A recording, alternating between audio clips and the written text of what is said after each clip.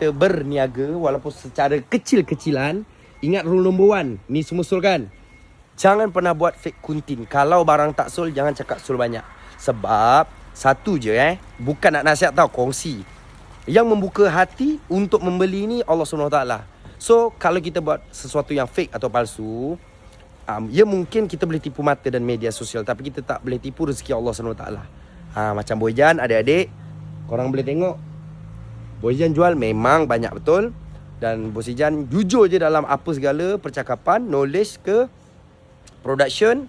So Alhamdulillah, macam mana pun barang ni tetap sol. So yelah, bermulanya dari bawah, sabar dan relax. Tapi jujur lah, nombor 1. Rule nombor 1, kalau produk kurang baik, baikkan.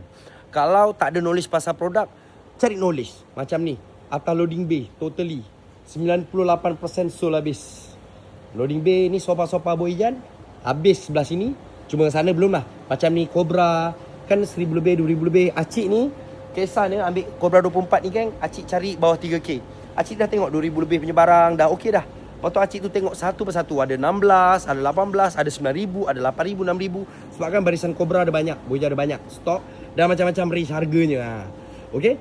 Kenapa Acik tetap ambil yang 24000? So ni detail dia. Saiz kayu berapa ratus tahun, puluhan tahun semua Boyjan ada letak sini. Customer sendiri boleh menilai. Tengok Cobra 6000 pun sold. Nampak? Dekat dalam pun tengah buka bil. Sebab tu apa-apa pun, kalau kita nak berniaga kan, adik-adik, sebab adik-adik banyak yang DM Boyjan kan, muda-muda belaka 20, 18, teringin nak berniaga. Jujur, jangan pernah buat sesuatu yang palsu. Kak, sila Kak, masuk. Jangan buat sesuatu yang palsu. Buat semua the real je.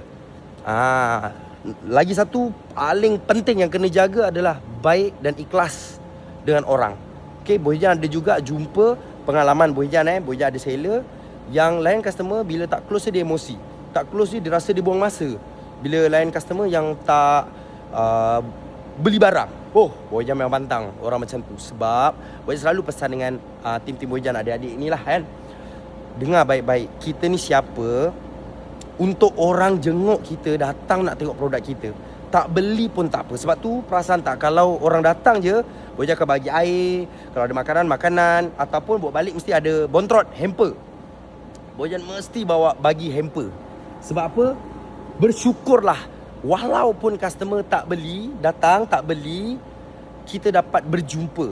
Bukan senang geng benda ni nak berlaku. Mungkin anak-anak muda dia kurang faham betapa pentingnya orang untuk datang tengok dulu baru beli. Okey, yang tengok sekarang sol sebenarnya banyak je yang pernah datang banyak kali dah. Akhirnya beli juga.